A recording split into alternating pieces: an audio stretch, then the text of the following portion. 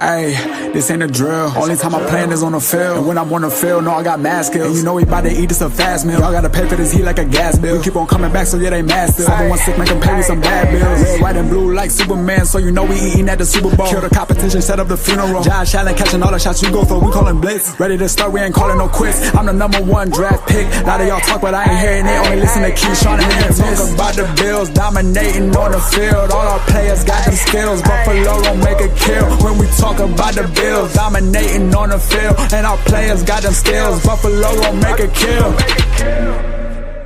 What's going on? Welcome. I am really short here. Yeah. What is that? What is going on right now?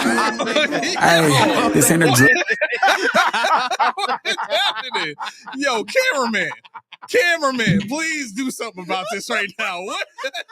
I come in here like a straight ninja. What's going on, everybody? How you doing? Might as well just be looking up like this. Hi, guys. What? Like Roscoe from Martin. You know what I'm saying? Like, oh, snap. Yo, stop laughing and get off the chair. Come fix this. Oh my God! What's going on with this thing? Like, I'm excited to start the show. We got some really interesting stuff to talk about, and I'm 5'4" right now. Like, this is ridiculous. What? I'll fix it. Okay. All right. Thank you. I refuse to say anything else until I get taller. I refuse. You'll be all right. Oh my gosh. Anyway, this is the Postpodiumpodcast, home of the all truth, no sodium takes. I am your co-host, Aaron. You getting left out of this because you messed up the camera. I am your co-host, Aaron. Let me see. Hold on. Let me see if I can switch it now. I don't even know what camera. It's all right. This is. There you go. There you go. You keys. How y'all doing out there? Forget your intro. You want to pause here earlier.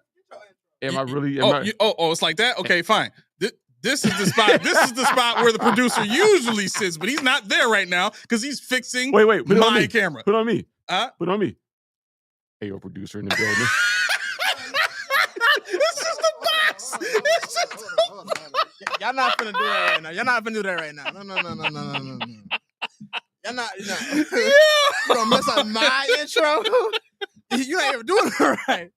Even though I'm sore right now, but what's good, y'all? Oh my God. Producer in the building. That's how you do it.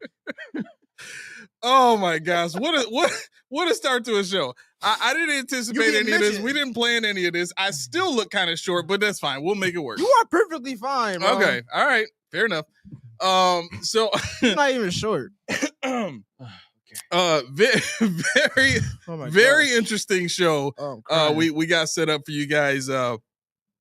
I mean, let's start off with this because we always start off with stuff we heard. I mean, Garrett Wilson, man, like, geez, 4 years, $130 million. We had people asking us about trading for him just last week. And what I say? You're gonna have to be able to pony up that kind of money. Right, we can't. Ain't gonna happen. Look at that. Wait, we need these lights on too. Bam! All right, now we got some brightness here.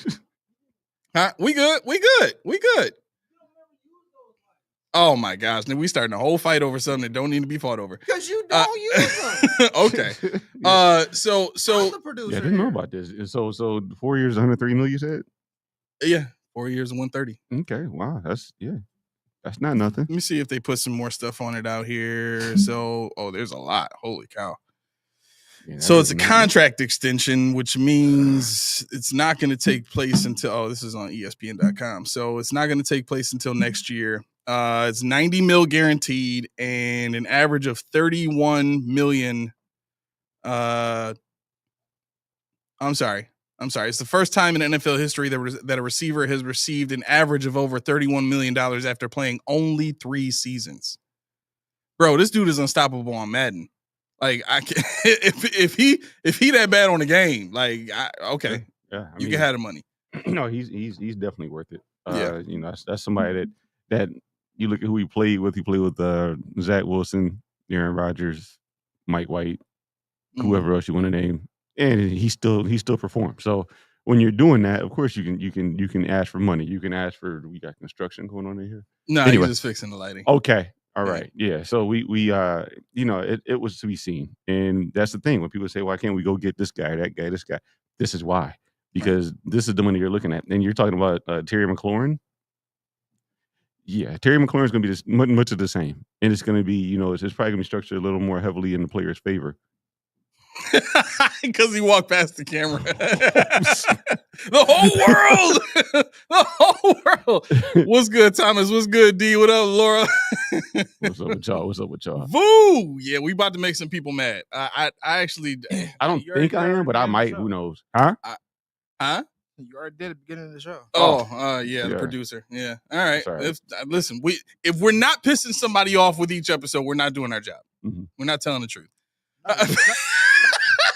Key, you are forbidden from making signs in the camera. That is my job. Oh, that is so good. You got to do that now. There's 40 keys. Bro, it just looks... That's the key ring. Right. That's the key. Actually, here you go. Oh, that's so good. Wackest key ring I've ever seen. All right. So aside from the hatred on your new sign, right? Look, here's what I thought was interesting. When you hear a lot of the people that have been doing what we're doing for much longer than what we're doing, they talk about the C word and credibility, right? And I heard a very interesting podcast, and there was a neuroscientist that talked about his kind of fork in the road that he came to, where he had to decide between credibility and truth. And he said that credibility is changing the language to fit the ignorance of the audience, right? Now, the word ignorance in that sense, I don't want people to think of ignorance as, you know, you're stupid, because usually when you call somebody ignorant, you're saying it as if that person was stupid, right? And in most cases, by definition, and you can look in Webster's, ignorance is just the lack of knowledge. You just don't know what you don't know, right? And so when I thought about that, I said, damn it, that's the decision that we made on this show. We made a choice between credibility and truth. And I think a big part of the reason why our motto at the beginning of every show is all truth, no sodium is mostly because when you think about the track record of other content creators that do Buffalo Bills podcasts that have a much more popular show, they're more about what the numbers say than anything else, right? I got into a debate with somebody very recently in a private thread. You were part of that, where the mantra was facts over feelings, right? So I came up with something that I think single-handedly destroys everybody's entire argument about the exact weight of stats, because I've been one of these guys that's been on, you know, that's tried to put out into the atmosphere that stats aren't everything. Stats are good. Stats are ways to measure certain things, but there has to be context added to stats in order for the entirety of the picture to take place, or to take shape, rather. Right? So here's something that's going to piss everybody off. You ready? Ray Davis in 2024 was a better receiver than Khalil Shakir. Let's just sit on that for a minute. That's based on stats. Based on the stats, Ray Davis. No, let's start with this. Let's start with Shakir. Khalil Shakir, and we talked about this before. Khalil Shakir had a 76% catch rate. He had a 53% success rate. His yards perception was 10.8. Right? All three of these stats give a much more broad spectrum sense of the performance of the receiver, which is why I use these. Right? Because you can get into yards, you can get into catches and all that kind of stuff. That just means that person was used more. It doesn't necessarily mean that they were better. Yeah, I like using averages. Right. I like using average and percentage whenever I can. Right. So Ray Davis, 89.5% catch rate. His success rate, 63.2%. His yards per reception, 11.1. By statistically now, he's a better receiver than Khalil Shakir. And listen, we got 265 people watching us right now. I'm sure there's a large contingent of people that are rolling their eyes like crazy at what I'm saying. Oh, that's ridiculous. Is it though? Is it? Because the second we start saying that, oh, well, the 2024 offense is the best offense we ever had, only in points. Right. Only in points. It's not the most yards we've ever had. That was in 2022. Mm-hmm. I got the stats here to prove it. I looked it up. Right? You look the third down percentages, which measures a team's ability to keep the chains moving, to get yardage when it's needed. The best year we had was 2022 at 50.3% conversion rate. The 2 times that we've made the AFC Championship game, we've had 44.1% last year, third down conversion percentage. Now this is for our offense, right?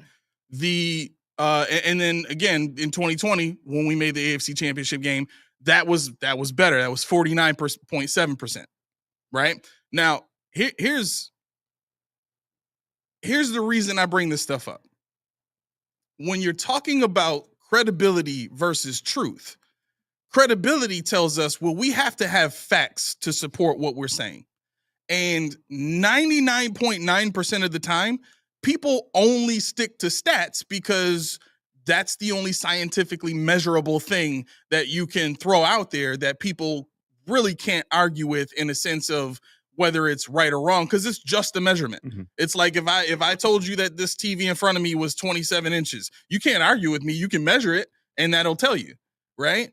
But if I was to tell you the value of this television was more than the $200 that I spent on it, that's debatable.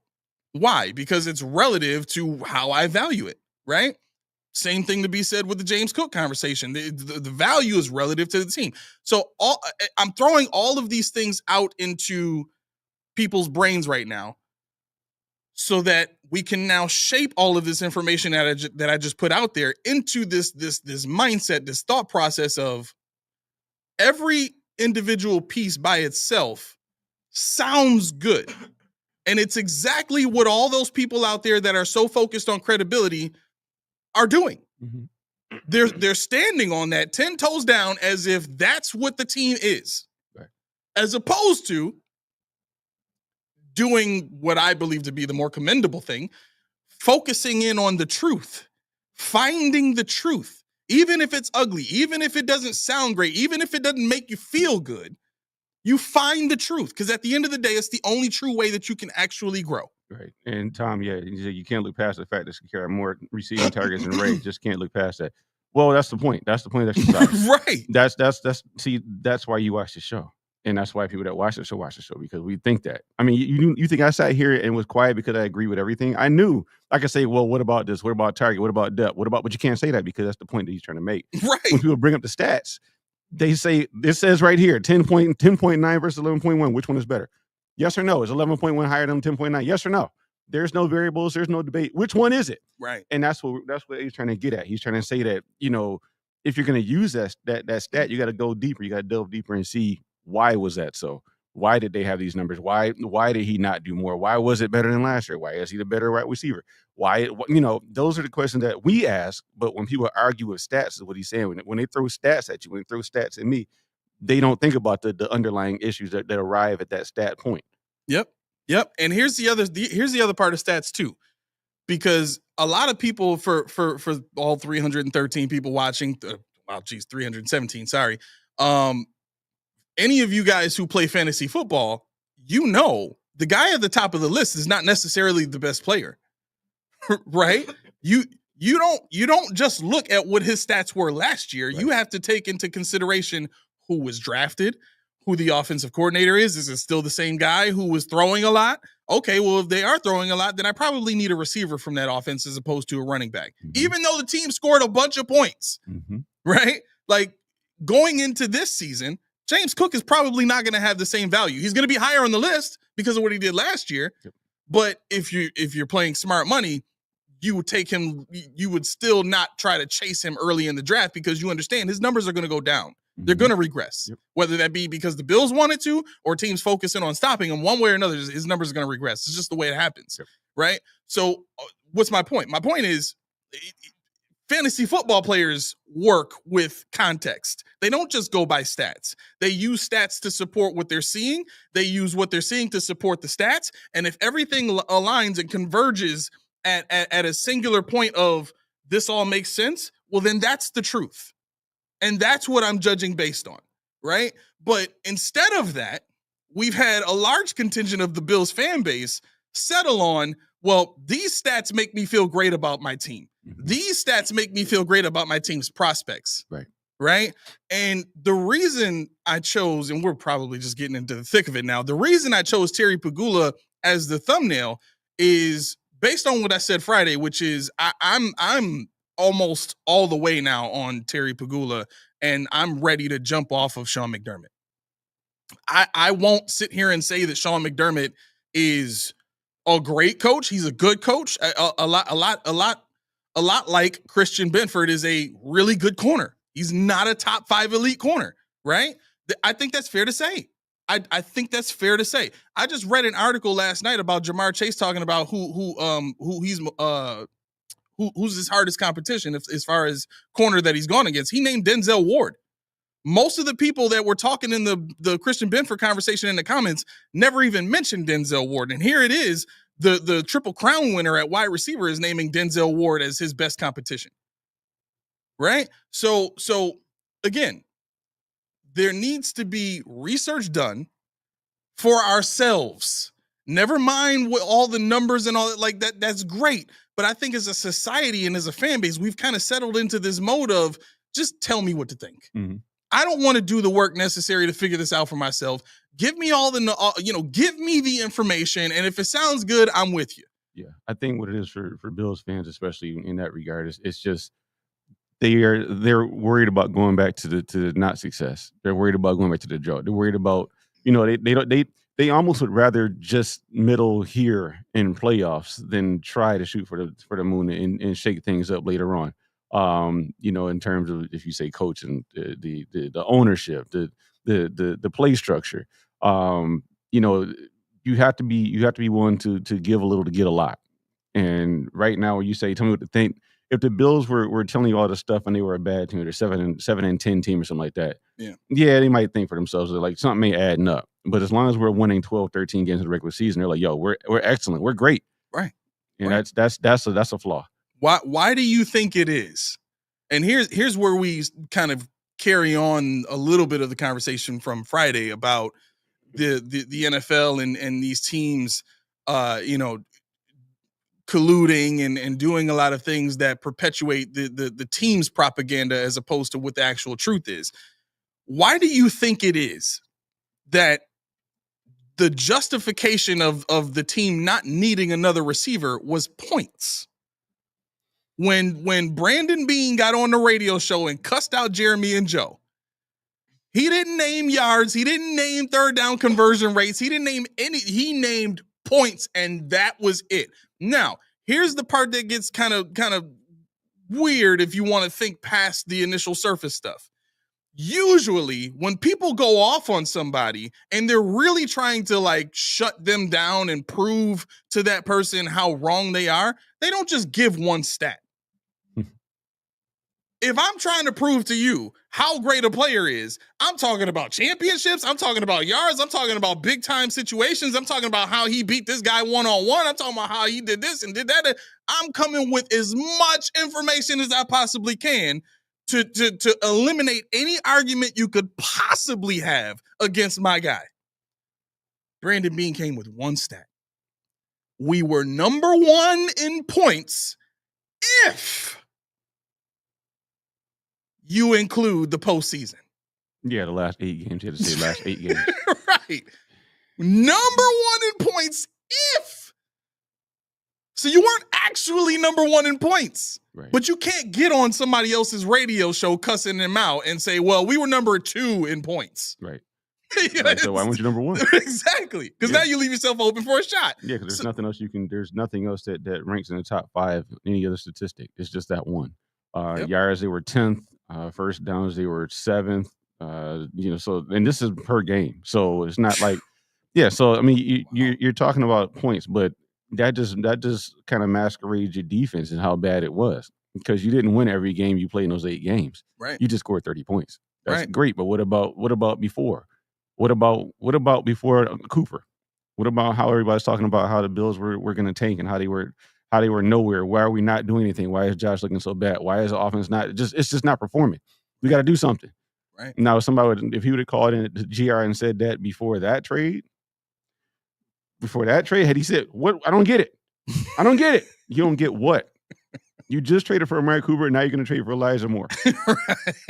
Right. You don't get it. Right. If you had all your ducks in a row, you wouldn't be making these trades. You wouldn't be making these kind of acquisitions. The day that you say, "I don't get it," and it was as far as to say, what did they say? They said, "Well, he had to know Elijah was in the building. He was going to sign. That's why he was mad because he was like, just give me some time." No, that's not our duty. Exactly. Our duty is not to know what you got up your sleeve. Our duty is to say, what have you done so far? Yep. You could easily just do what other teams do and just shut up until the deal's done. You don't need to cuss anybody else. Don't need to do that. Nope. You said, we'll see. All right, cool. Right. Play it off. But of course, you get defensive like you did in Carolina. Yep. I mean, I'm sure you did it before. I'm sure you did it in high school somewhere. Anybody knew being in high school, let me know. But I'm sure. He said he forgot the points were receiver centric. No, they were James Cook centric. They were Josh Allen centric. Mm-hmm. I mean, that's it right there. Because what Josh have? He had 12 touchdowns last year rushing. I was looking at a bunch of their offensive stats, and I mean, truth be told, bro, like the numbers from 2020 to 2022 are just enormous. Different. Like, yeah, it's completely different. That offense was so good. Mm-hmm. It was so good. Yeah. It was fun to watch. So here's another part of the reason why I like this conversation of credibility versus truth. Credibility would tell people that because Stephon Diggs didn't catch that ball in that playoff game, that he's lost a step, right? You added the perfect context to that, though. I think it was 2 episodes ago, where you said he wasn't doing that all season long. Right. He stopped catching deep balls in 2021. You know, time ago. That was that was 4 years before, after the fact. You know what I'm saying? When he came here, he was prime for another 2.5, maybe 3 years, right? And then at that point, he's on the downturn. He's a route runner. Now he's a guy that's got to get open, and he can get you some run after the catch, but he's going down because he's trying to preserve his body and stay healthy. Yep. That's why he's doing that, which you would want your star player to do. Yeah. You know what I'm saying? If he sees it's not there, he's the one out there making the decisions. You got your head coach propagating your availability is your best ability. Right. Why do you want him to break his back over this stuff? Right. I mean, he sees the first down, got the first down going down. That's perfect. That's what the Patriots lived on forever. Exactly, bro. They had two receivers that were slot dudes that nobody would ever think is the number one wide receiver, but they made a living off of that stuff. So anyway, when you include that part of the conversation, or include that topic of Stephon Diggs into something that I finally found, and I want to play it for you guys. It is Terry Pagula's the opening speech. It's like the first speech he ever gave when he bought the team, right? Oh, can't wait. And it's kind of eye-opening, right? So I'll stop and start. There's like 2 parts where I want to specifically I want to address, but here's the first one. Let me just make sure my volume's all the way up. All right, here we go. I could not believe the pent-up fear of losing the team that was released by you, the fans. I just happened to be in Traverse City, Michigan. So first and foremost, he couldn't believe the fear that existed when the team was up for sale and Bills fans were crying out, "Please don't move the team. Please don't move the team." Like, he was moved by that. But then you threatened to move the team to Austin, Texas, if we don't pay for most of this brand new $1 billion stadium. Right? I need that to make sense.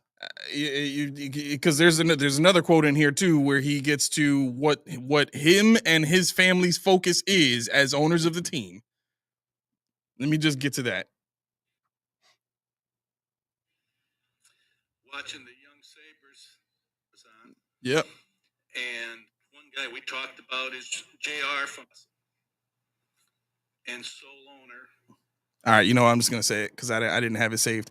But basically, Pegula went on to say that it is his and his family's primary focus to bring championships to Buffalo. Yep. Championships. If you don't believe me, this is straight off of the Buffalo Bills website. You can go there and you can look up Terry Pegula's entire press conference when he first got here and he first purchased the team. Russ Brandon actually starts off the beginning of the presser. He says his little thing, and then Terry comes on. And then after that, they answer a few questions. But anyway, in Terry saying that it is his and his family's singular focus to bring championships here to Buffalo, how are we supposed to measure that? Measure what? Bringing championships to Buffalo? Yep. By actually getting a trophy? Okay. So if we're following what he said, and his primary goal is to bring a championship here, and it's been almost 10 years now, and we haven't gotten one, how should his success be judged? He failed. I mean, now that's kind of where I've always said, when I always said that if you're not, because they said that. They said, our goal isn't to be competitive. Our goal is to win championships. That's everybody's goal. You're right. So until you do that, now that you declared that, if you don't do that, guess what? You didn't have a winning season. You won games. You had more wins than losses, a hell of a lot more wins than losses, but you didn't win the ultimate goal. You didn't succeed in what you were supposed to do, what you told us you were going to do. Now we're having fun watching you do it. We're having fun with the players that you have on the team. We're having fun with the photo ops and all the press stuff that we see. But it doesn't take away the fact that you didn't do what you said you were going to do. Right. Now I'm gonna give you a prime example of credibility, the credibility argument. Right here comes Roy.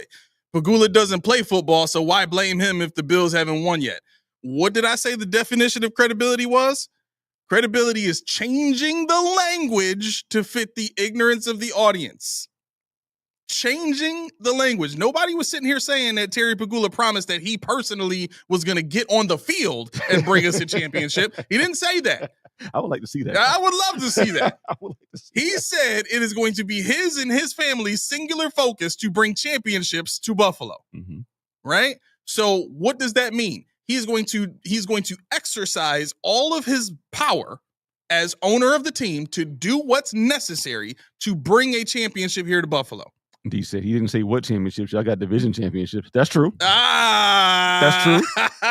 Okay. He did bring those. All right. He did bring those. That's true. Right. But again, we know that the context of making a statement like that after you buy a team, you're usually talking about Super Bowls. The big dance, and he actually did say Super Bowl. Mm-hmm. He said he wants to bring a Super Bowl here. Yeah. Right? He said championships later on in that. And again, if you don't believe me, you don't have to. You can go and look at the interview. It's on the Buffalo Bills website, buffalobills.com. Go look it up for yourself. Do your own research. We encourage everybody to do that every single time we hop behind these mics. All pro Terry Pegula is goated. What's going on, Bones? Thomas says McBean are getting in the way of that. Look, that's a big part of it. I agree. It's one of the reasons why I started off having an issue with them, because I was of the mindset that here's, I don't want to say dopey because I respect Terry, but here comes all shucks, Terry buying the team up and crying these tears, and you kind of look at him as this, little kid who just bought these sports teams that he always wanted to have a sports team and blah, blah, blah, blah, blah. All that, all that stuff that kind of makes you bond with him in a sense. Mm-hmm. Right. And then here comes, Bean and Sean coming and effing everything up for Terry, ruining his reputation, ruining the things that he loves so much. And look at the Sabres. You know what I'm saying? They can't get it right until I found out that it is actually Terry Pegula who's the one hiring all these yes men, who's the one hiring all these guys that are not going to go against the grain, that are not going to challenge him and hold him to a higher standard, or are not going to be allowed to exercise their football knowledge in the ways that they should, or not be empowered in the ways that they should to get out here and make these football moves that are better for the franchise and not necessarily better for the culture of the team. Yeah. That makes a huge difference. Yeah. Yeah, I mean, it's obvious when you're looking at why Kevin Adams is still in Saberland. Why is it that Pegula allows Sean McDermott and Brandon Beane to keep doing the same exact things over and over and over again? You know, those are the things you got to ask. Why are these guys feeling empowered when they haven't won or proven anything? They're not proving names outside of Buffalo. Kevin Adams was a nobody before he came here. McDermott never was a head coach before. Beane was never a GM before. But why do you have a latitude and a rope to keep pulling this stuff off? And that tells you that Pegula he's looking at the dollars. He's looking at those stats. He's looking at the stats of the money. Yep. You know, and those stats look great. I mean, the stats on the field look good too, but if you watch them year over year, they don't change, and it doesn't get anything better. And for him, I'm not going to say it doesn't matter, because of course he would desire to win the chip, but he's not hungry enough to seek out why we're not getting there. Exactly. And money will do that. Money will do that. If I'll put it like this. I know Adams was a Sabre before, but he wasn't in the front office of anything of note before here. Yeah. What's going on, Beth? Sal says, you guys getting old with this stuff. LOL. Bills are an excellent team. Just Chiefs are a tad better and luckier. Refs love them. Are you subscribed, Sal? I might as well just start asking this in the comments as well in the chat. I'm not going to argue with people about this no more. How much proof and information do we have to give you from people who are still on the team or people who have worked for the team? All kinds of interviews of people on other shows that have been done that give you insider information and context into who these people truly are at One Bills Drive. You saying it as if we're the only ones saying this stuff. We're not. I'm just kind of tired of hearing about the refs. I really am. That's God!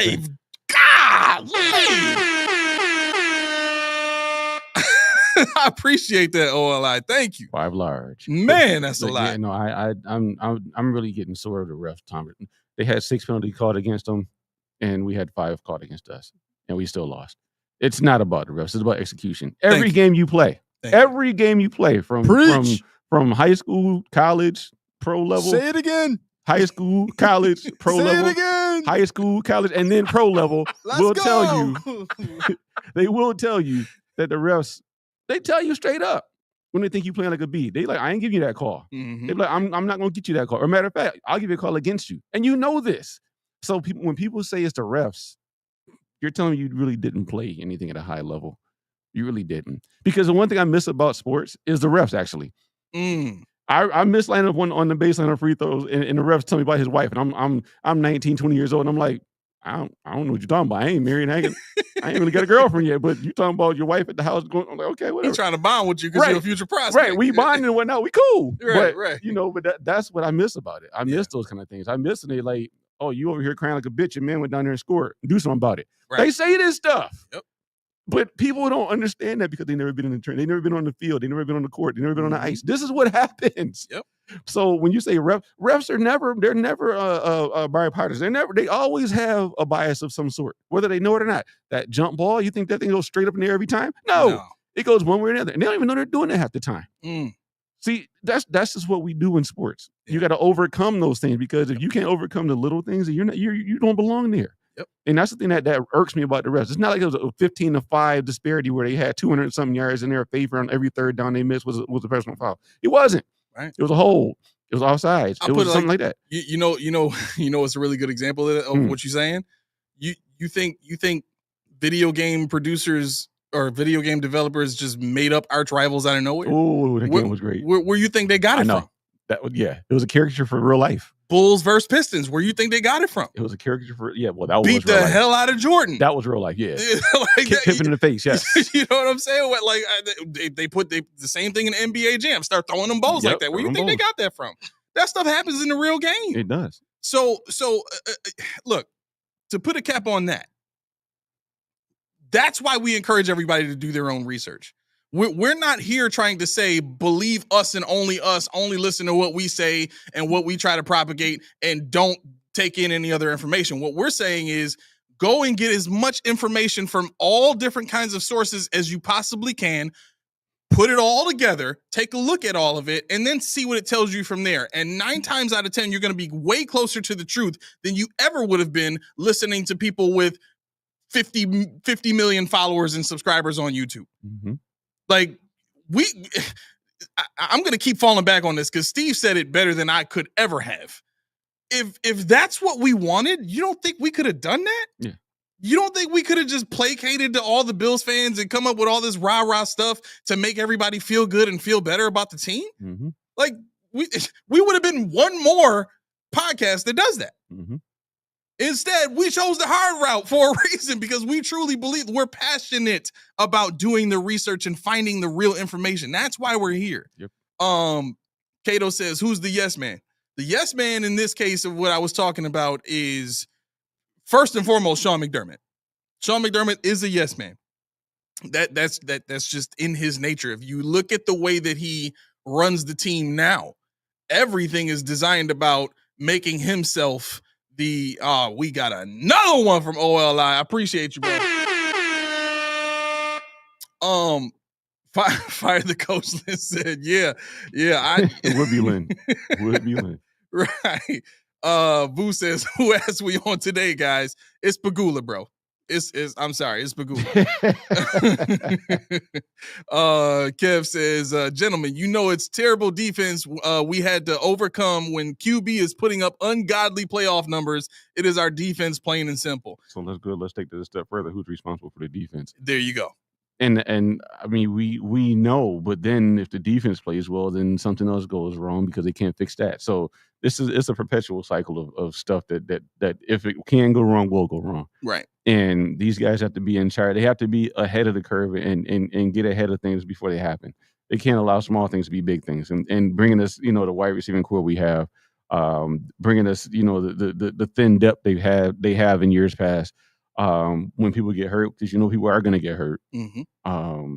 You have to have a pipeline of people ready to go and ready to play at a higher level when you can't have the guys that you want in there at any given time. That's right.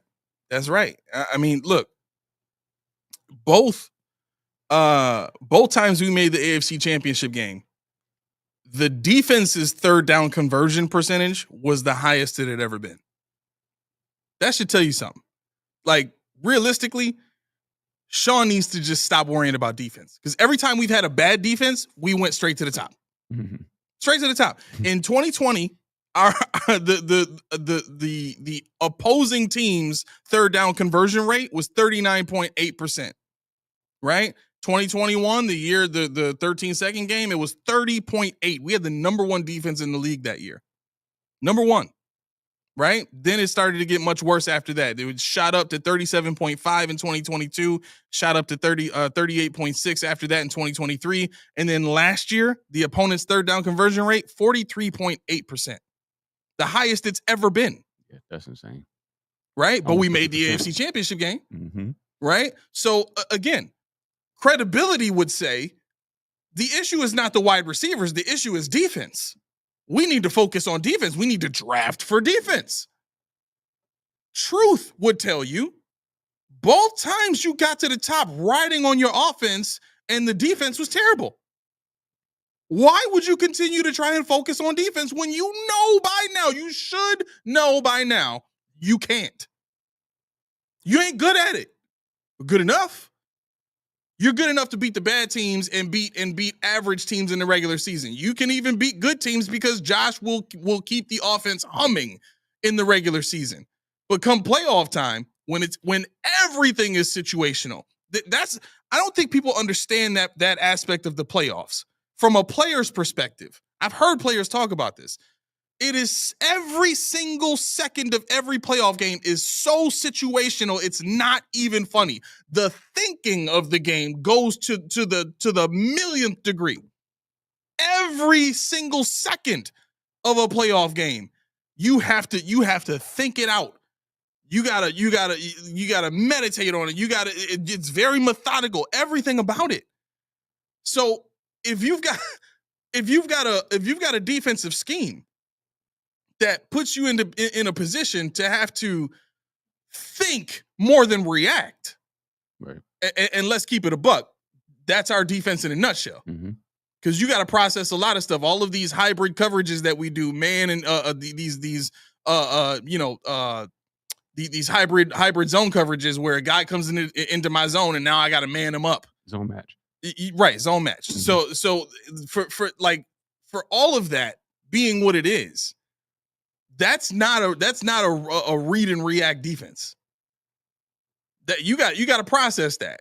And part of the reason why Sean likes his vets on the field is because they've been on the field long enough to be able to process it faster.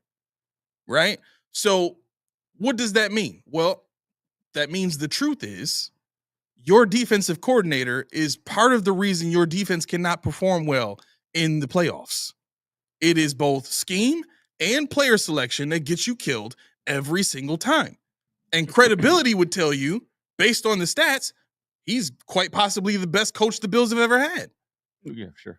Even though Marv Levy has done more for this franchise than Sean has. 4 Super Bowls in a row.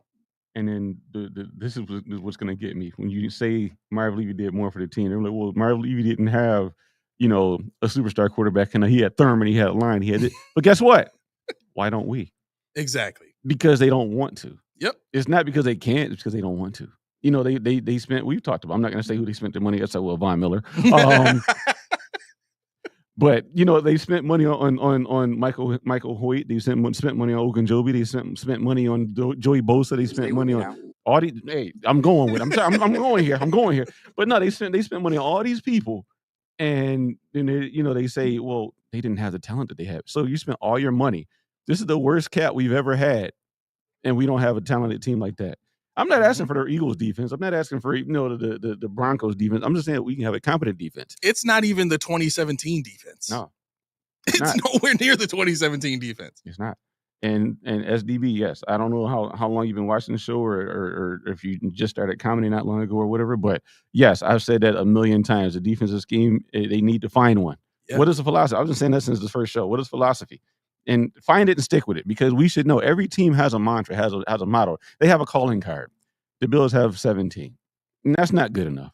No, I'll say it. And I'm going to get, that's where everybody's going to hate. What does he mean it's not going to? Because 17 is not going to win every game for you. Yep. 17 can't do it. It's not possible. Yep. As much as people think that he can't. Because when you zero him out, what's next? What's your counterpunch? There isn't one.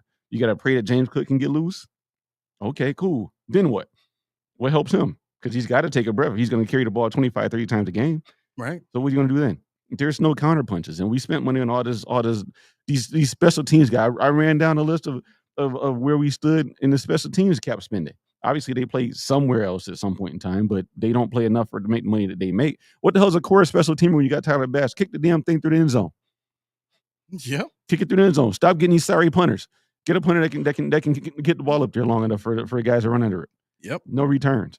You ain't got to worry about all the special teams. Because he plays team. I don't care if he can play teams. I want football players. You got a defense that's sorely lacking. You got a defense that's crying for help. And we're trying to supply a special team. Those words didn't even come out your mouth. Right. We're talking about special teams. We're talking about special teams. That's crazy. Oh, man. Look, you know what? Let's get to some of these comments, man. Lynn says, and not a single one-tech defensive tackle that is dominant in the center. Not a one. Now, I will say this.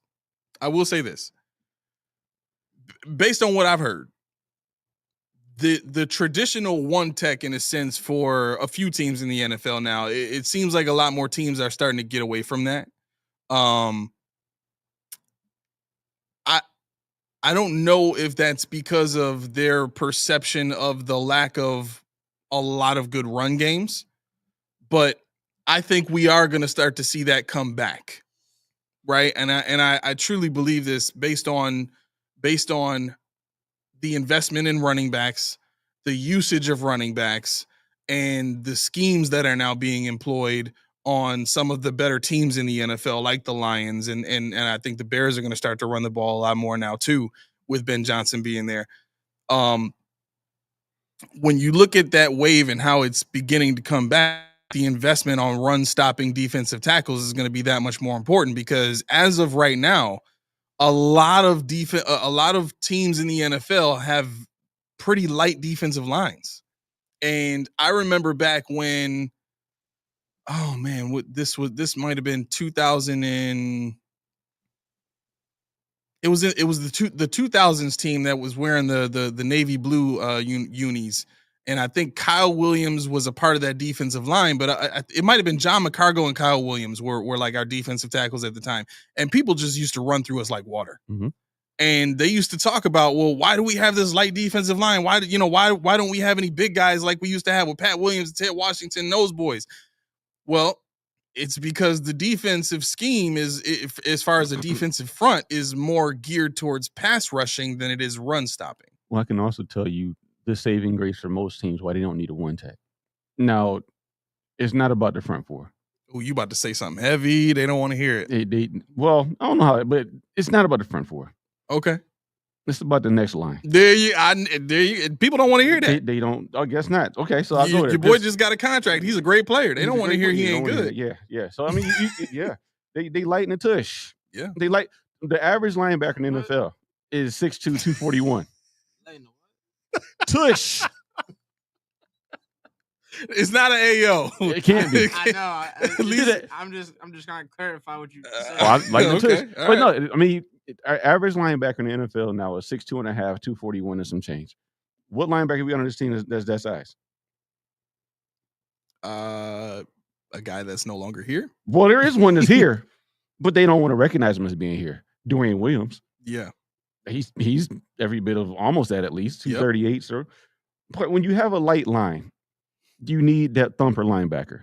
You need that linebacker that eats blocks, just takes them and toss them to the side. Mm-hmm. You need somebody that fills the alleys. You need somebody that's got the speed and a nasty factor.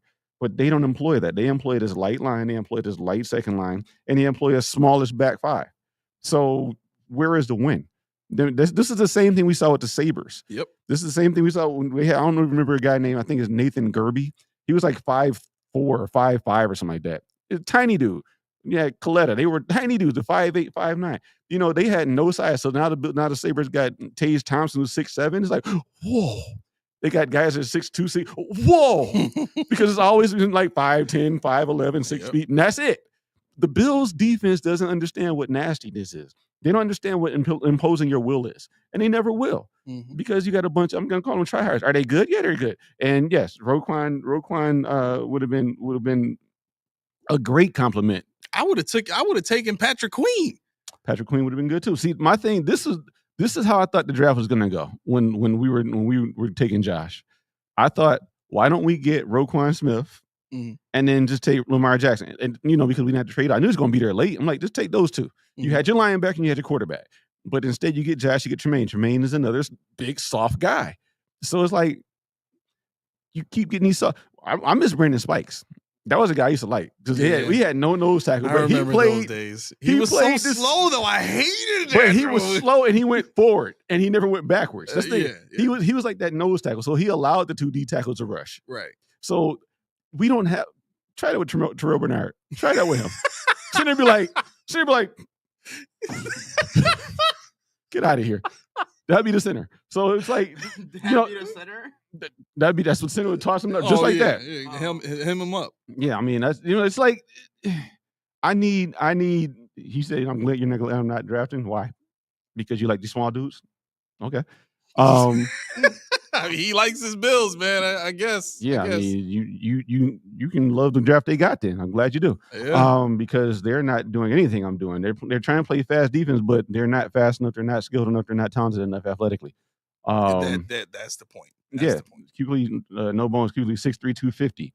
And that's why McDermott said that's not what he wanted anymore. After he said, I'll have worries about this guy till I saw him practice. Well, if you hear Sean McDermott talk about it, I forgot. Oh, it was on the podcast he did with Sal Capaccio and it's Sal and Matt Beauvais, I think it was. They had him on and they were like on scene at the field for mini camp or something like that. It might have been, and he talked about when the team drafted Luke Kuechly and Luke Kuechly first came in, and that wasn't a guy that Sean told the team he wanted. He was more of the mindset of this is he was right. So he went in, seeing this guy doing drills and thinking to himself, this dude is trash. Right. Like he said that. I know. He said that. And then it wasn't until he got him on the field and actually saw what he can do that he was like, okay, we got a baller here. We got a guy. You know what I'm saying? So again, it's not that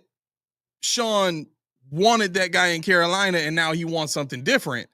He was getting fed good players and those good players got put into his scheme that was already pretty good. And when you put great players in a pretty good scheme, you get the 2015 defense for Carolina. And Beth, no, Coletta was one of my favorite Sabres. I mean, was he a good player? No. But was he feisty and annoying to anybody that wasn't a Sabre? Absolutely. Yeah. Gerby needed to pull a ladder out to punch Char in the face. Gerby's like 5'6" and Char was like 6'10" or something like that. So yeah. But see, that's the thing. They were good. 5'4". I thought he was 5'4", so I thought 5'3", 5'4". Coletta was what, 5'8", I think, 5'9", maybe. Was he really? I thought he was like 6 something. Coletta? Yeah.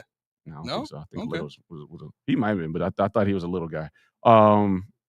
But yeah, no, that's what he's talking about. He said, because I said I would have taken Lamar at 22 as opposed to Josh Allen at 7. Okay, but you get Lamar or you get Roquan Smith. I mean, that's the trade-off. I mean, my thing was Tremaine Edmonds. Roquan Smith was the best linebacker in that draft, hands down. And you could have got him. You could have got, but you had to give up Josh. For what we're talking about right now, yeah. I'm taking that because it's nice to have the slam dunk quarterback. It's nice to have the slam dunk anything, but when you have pieces around that person, you don't have to have that top dog. And and for me, the linebacking core has always been our Achilles heel, always. As long as McDermott's been here, because they drafted I don't remember who they had before Edmonds, but they drafted Edmonds in 2018. They had Lorenzo Alexander, and then you go on to Terrell Bernard. And this is what we have. Matt Milano's fine, but he's never going to be that central piece. Matt Milano was supposed to be the one that can rove around, right? While his counterpart is the one that goes and hits somebody in the mouth, right? But we never had that. We never had a hard hitter. We never had an enforcer, somebody that is a stalwart. The Ray Lewises, they don't exist anymore. Yeah, that's fine. But we still got to move on to the next thing. What's the next phase? We got to move on to somebody that's still physical, that still knows he's got pads and a helmet on, that still knows he needs to seek somebody out while maybe being on the pass cover a little bit. But that's up to the defensive scheme to figure out. My guys can do this, but they can't do that so well. So let me see how I can make this work for us. Yeah. Look, the idea, because this is the other thing I wanted to. Beth kind of answered this too, and I appreciate that. But where is it? Oh, Lynn asked, "Would McDermott be here if it were not for Josh Allen?" No. Right. What I think even Vu forgets. What I think even Vu forgets is Sean McDermott's choice between Josh Allen and Nathan Peterman was Nathan Peterman. Even with everything that he saw in practice, I saw it in the first preseason game with Josh Allen. I knew he was special. I told the story before about the play that he made when they were. I think they were at the 2 or they were inside the 5, whatever, and it was a goal to go situation, and the ball is snapped and he kind of ducks a couple of guys and throws a bullet right over the middle. The receiver's not even there yet. He throws a bullet and the receiver's running full speed right over the middle of the back of the end zone, catches it for a touchdown. Right? I saw that. I said, I've never seen a quarterback that we've had here. Even Drew Bledsoe's never done anything. See, I think that's what it was. What you just said there. I've seen quarterbacks do it. But I've never seen it done here. Exactly. But see, that's why I try to get away from when I look at the Bills, because we're on a level now where we are that team that somebody else is saying. Yep. So I'm like, so I'm not, when you hear me say whatever, I'm not hating. Yeah. But I'm like, we're them. We're there. That's us. Yep. This is nothing. I'm not, I'm like, if Saquon Barkley would have did that as a Bill, okay, fine. He would have jumped over somebody backwards in our uniform. I'm like, yeah, that was ridiculous. I've never seen that and I'll never see it again. Right. But when you see our guys finally do what they're supposed to be doing, it's like, all right, cool, good. So Yeah, I think to that point, yeah, you're right. There's a special factor, and I just try not to weight it because of the people you played against, which is horrible. Right. But here's here's where credibility creeps back in, Mhm. right? Because the question, and we asked this question before, take Josh Allen off of the Bills and look at the rest of the roster and then ask yourself, and you can even take Jalen Hurts off of the Eagles, and we asked this question on the show, would you rather have the Eagles roster minus the quarterback, or would you rather have the Bills roster minus the quarterback? And I think just about everybody kind of collectively agreed, yeah, the Eagles roster is better, right? What makes the Bills great is Josh Allen. And the reason the reason I wanted to ask that question is, okay, if you think that the rest of the Eagles roster, or I'm sorry, I should say it like this. If you think that the rest of the Bills roster minus Josh Allen is less than in terms of talent, performance, skill, ability than the Eagles roster, then that means that you understand that there are better players out there that this team has not gotten a hold of, right? Now, here's where credibility comes into play in that conversation. Credibility is going to say, well, that doesn't fit the culture the Buffalo Bills are trying to build. Your owner got in front of everybody in Buffalo and said, me and my family, the first thing on our minds is bringing a Super Bowl, a championships. He said all three of those terms in that same press conference to Buffalo. He said that. So if that's the case, then either he didn't mean it or he's not willing to fire the people that don't know how to do it because they haven't done it yet. And we've seen multiple times teams come out of nowhere and just one off with a Super Bowl and then go back to mediocrity. Yep. The Bucks, the Rams, they won off it for one. Like these guys come out of nowhere and they just won off it. They get it done in 1 year. Super Bowl, yay! Parade, yay! All right, now we're gonna try to work back to that for the next 10. Right. And here we are with our fans sitting there saying, for credibility's sake, this is the best team we've had of all time. You just need to appreciate the winning. And Pagula can't get on the field and do it by himself. And Sean McDermott can't get out on the field and play defense. And okay, yeah, they can't do it. My daughter plays softball. I can't get out there and pitch for her. Right. But you know what I can do? Put as many people around her to help boost her skill and her ability level, including myself, taking her out in the back, practicing with her, doing all these things to get her skills up, to get her mechanics up, so that when she goes back out on that field and she throws that ball, it's accurate every time. Or whenever she goes to swing that bat, it's hitting every time, right? There's things that you can do not being on the field. That's my point in saying all that. Now, the issue is whether or not you know enough to teach enough for those players to be what they need to be on the field. And I think to a degree, it's not that Sean doesn't know enough. I think it's that he's, and I said this last episode, I think he's kind of so hard. What's the term I'm looking for? He's so immovable in his mindset on what wins games that it's almost to a detriment to him. Well, it is to a detriment to him because it's what costs them playoff games every single year that they've been in the playoffs. It hasn't been offense. Matter of fact, the only time I can remember people even talking about offense was the Bengals game that we lost, divisional round. That's the only time. Every time after that has been the defense let us down. So I think the idea here is to understand where credibility comes from, right? When you think about the idea of credibility is I'm trying to establish myself as an authority through infallible information, right? When you think about every guru that's out there, when you think about every person that has a course that they're trying to teach you something, what's the first thing they do? They give you their credentials, right?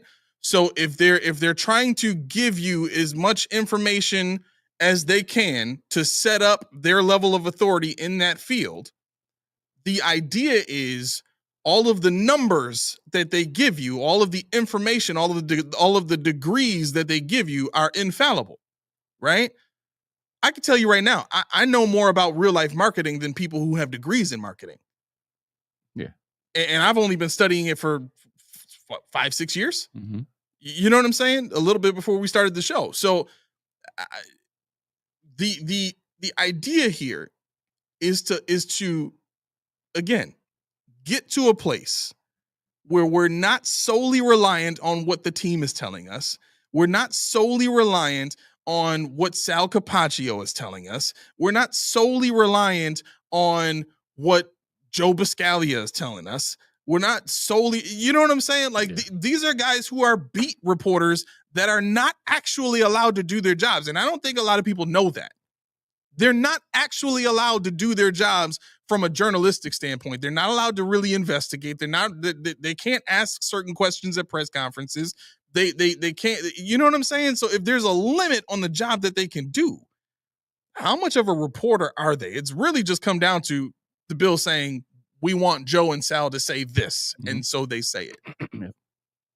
I mean, that was called evident. That was proven by Sean McDermott himself when he was on a press conference, in an interview with Sal Capaccio and Matt Beauvais, where he said, there's a relations person that tells them, kind of what they're going to ask in the second and third before they get up there. Mm-hmm. So that's definitely something that needs to be kept in mind.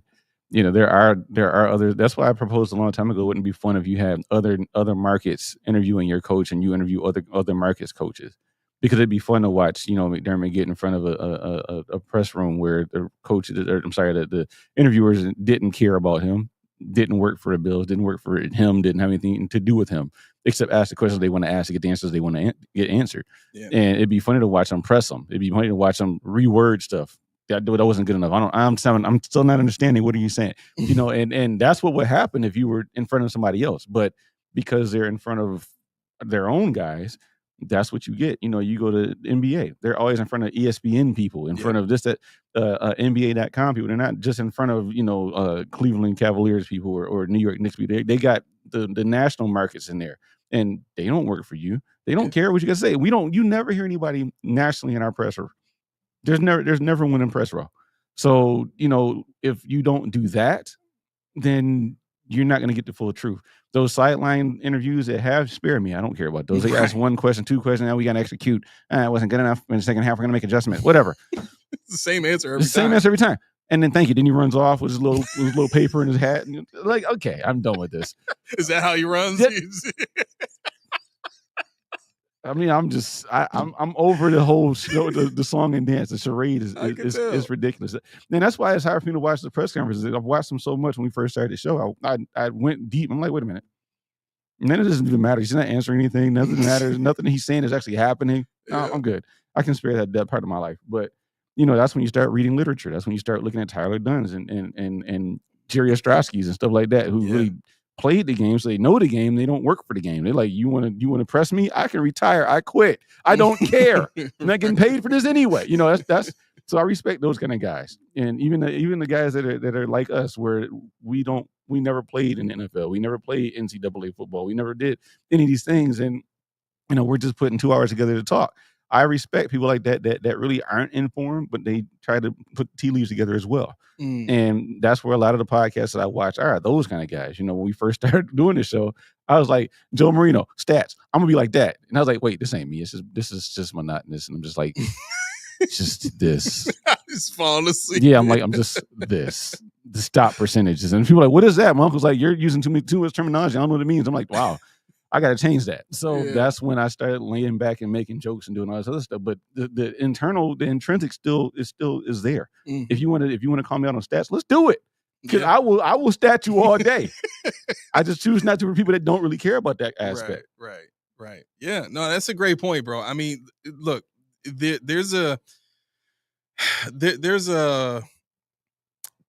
he's considered the godfather of AI. I was watching a podcast with him doing an interview.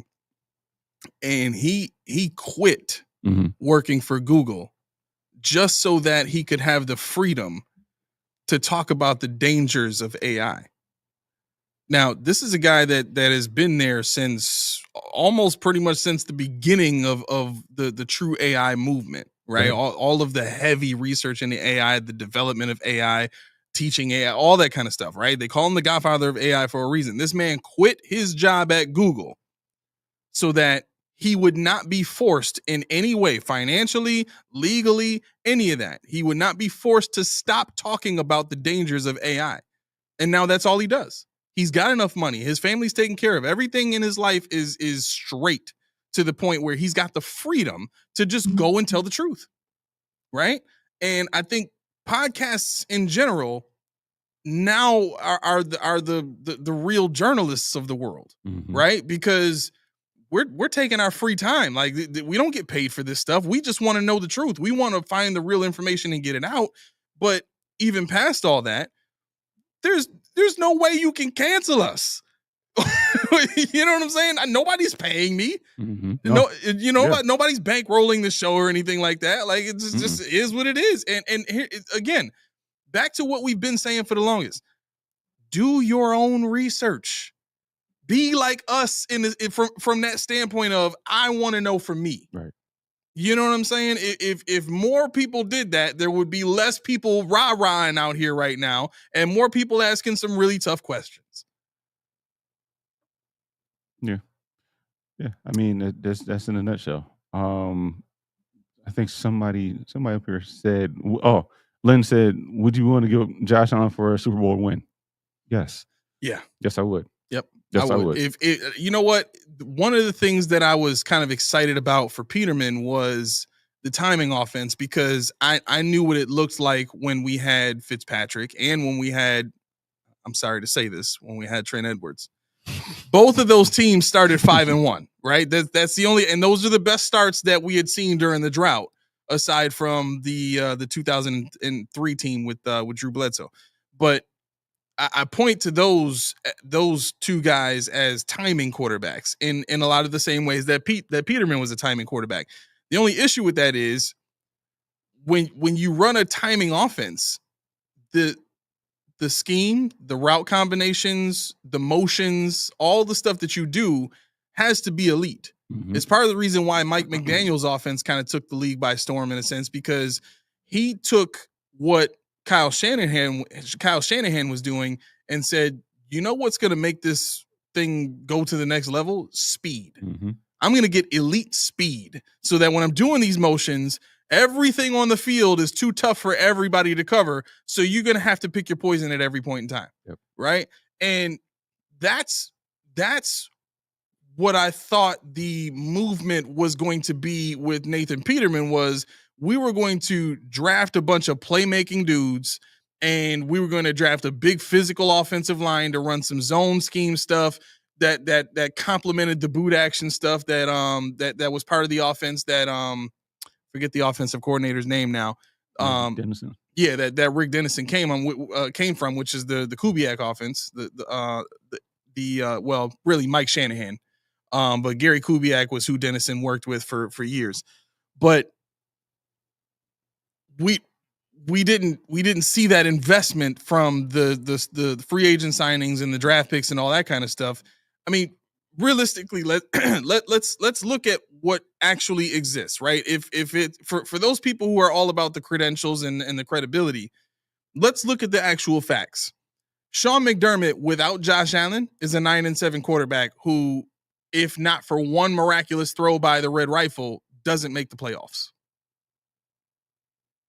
That's the fact. That is the fact. If it wasn't for OLI, I'm not saying this to piss you off, I promise.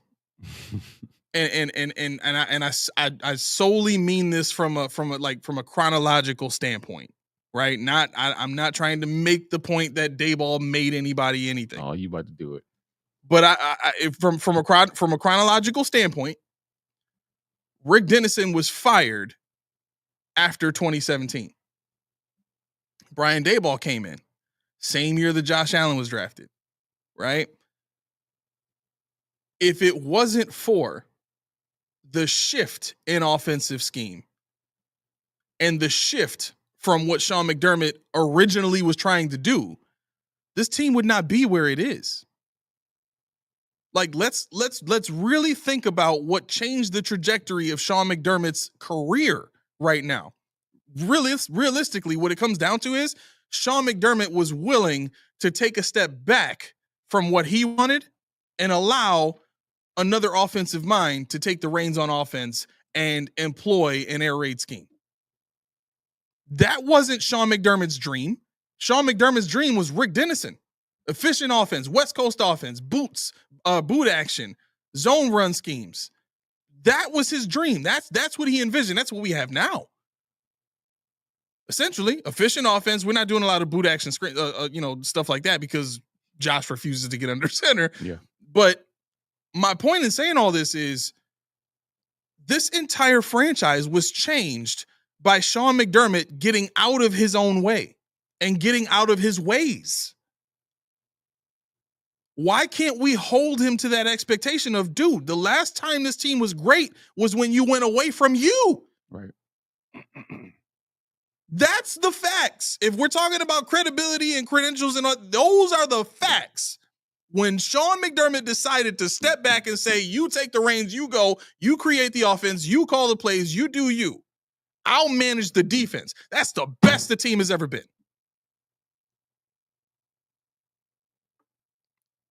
It's hard to argue with that. It's hard to argue with that. It was fun to watch too. You know, that's the thing. It was fun to watch. The first year was tough, but you saw something. You saw something happening. You know, 2017 it seemed like we were on the field with Tyrod Taylor, just to be on the field because you had to do that to play the football game. It was like it was uninspired. It was not really innovative. Well, it wasn't innovative at all. It was just sitting there, just waiting for the defense to come back on the field, waiting for special teams to occur. And then Boo said somebody's lying. He said that fast, so it might have been you. I'm not sure. But anyway, then you go to 2018 where Josh is throwing more interceptions and touchdowns, but you see the makings of something different on the field. You see a different offense. You see pathetic players on the field. Yeah. Andre Holmes and Kelvin Benjamin and Jordan Matthews, people like that. And it's like, okay, I see it. Let's look at 2019, see what happens. 2019, it was kind of the same. You said, oh no. This might not be what this quarterback can do. I'm scared now. Right. 2020 happens, and I don't know what happened in 20. Like I stand on it. I think it was a crowd. I really think it was a crowd. Really? I really do. Because Josh Allen used to fall apart in big situations. Was loudest. That's right. Yeah. In 2020 COVID year, there was no loudness. It was empty. It was like a scrimmage. I mean, you saw him running around doing his own thing, tossing it, doing just freelance and everything. You're like, oh, he's having fun now. Good. Then you got Steph Diggs, his new toy out there. Oh, I love you, Josh. I love you, Steph. All this stuff. And then, the magic happens. Yeah. So he rides the wave of the magic. See, that I will give Josh on that. He rode the wave. It wasn't that Steph made him. He catapulted him. Then Dayball catapulted him. But it was up to him to stay where he is now. And he's taking it now, and it might be the team pumping him up. It might be the national media pumping him up. That everybody says, oh, this crazy play he just did. I can do it again. Watch this. And he does. But I think that's the difference between Josh Allen and a lot of other guys. When you have a good season, do you take it and run with it, or do you just accept where you were and you're happy there? I did it. I had a great time, and now I'm just going to write myself into a new contract and call it a day. I love you, bro. He said, no problem with your take, but F Dayball anyway. He must have D, you was right. He did say it. He said Bills fans say Dayball was a garbage coach and Josh made him. Yeah. He must have stole oil out of his car or something. He had to have. He hot wired that sucker and rode off with it. Had his 8-track and everything still in there. This man is hot.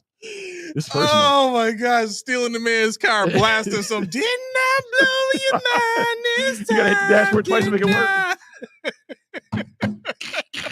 Didn't I blow? Yeah. There it is, and he got the windows rolled down for extra sound. The acoustics were right, but no, yeah, I think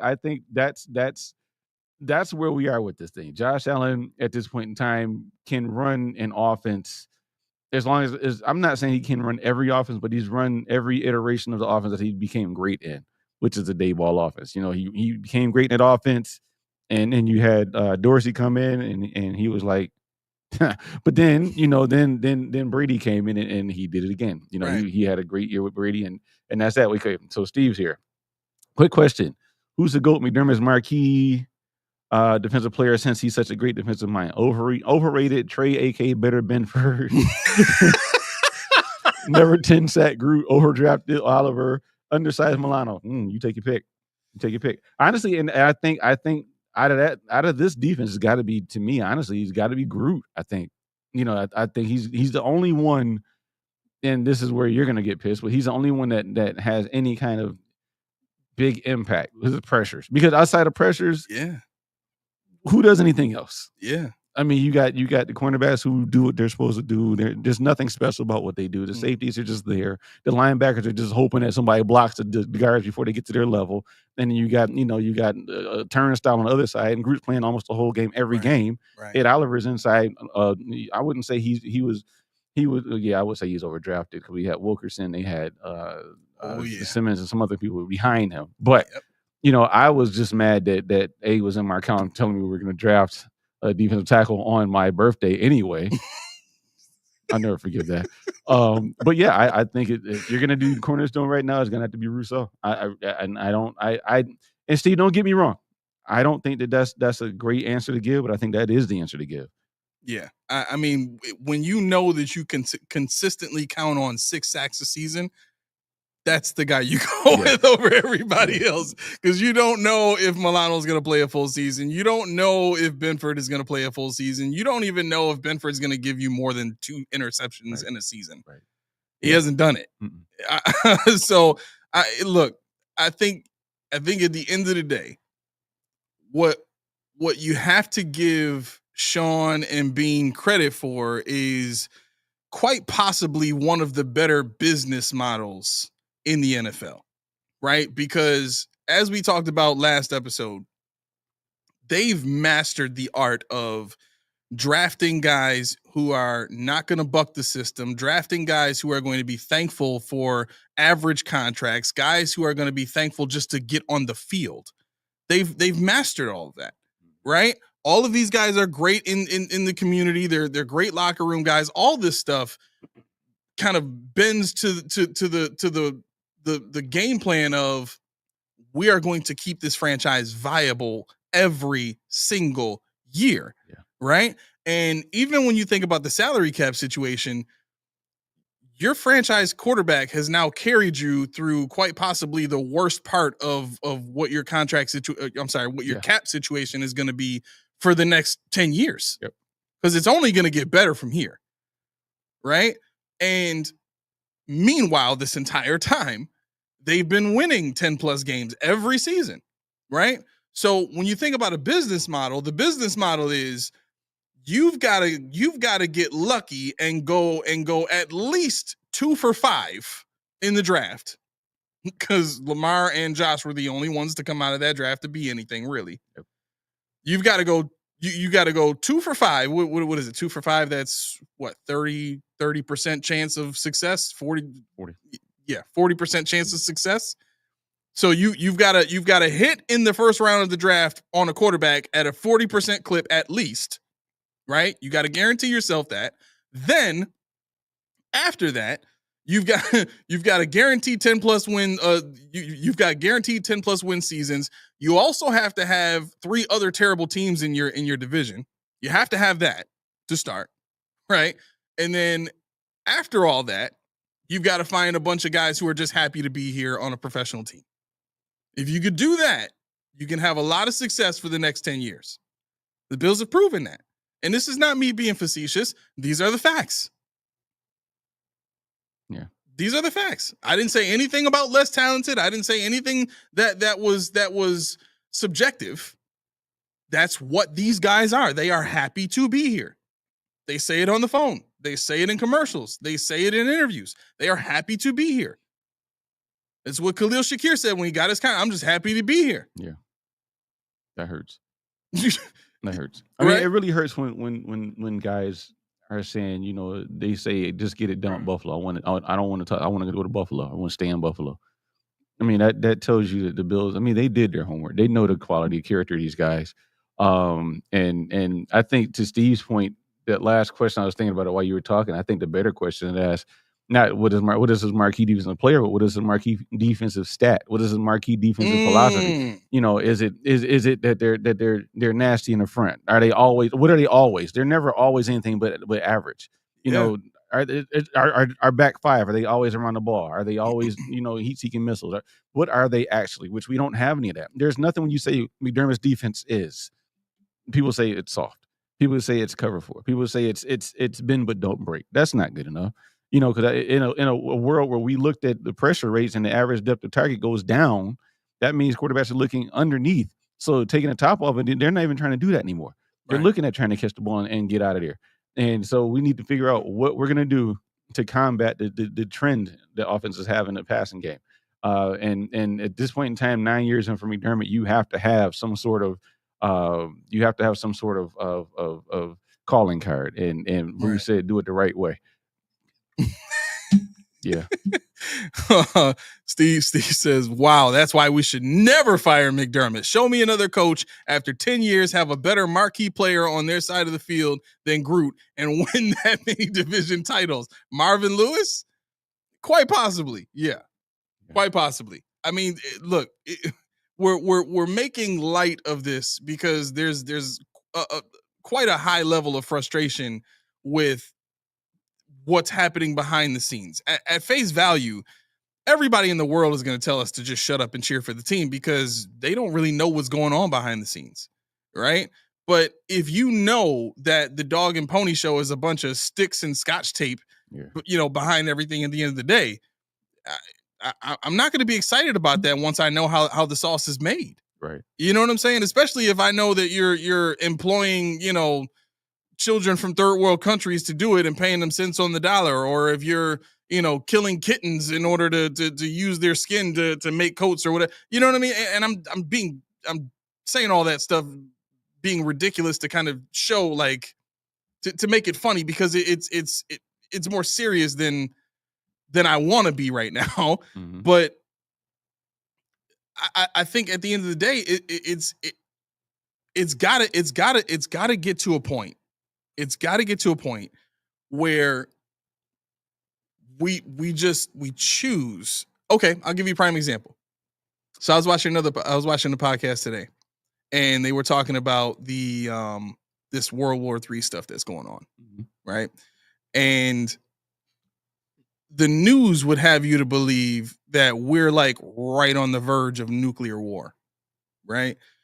And these three panelists that the guy had on, one of them worked for the CIA. The other one it does interviews all the time with like the Secretary of State and you know, like has a lot of inside information and stuff. And the other guy is like a guy who studies politics and stuff.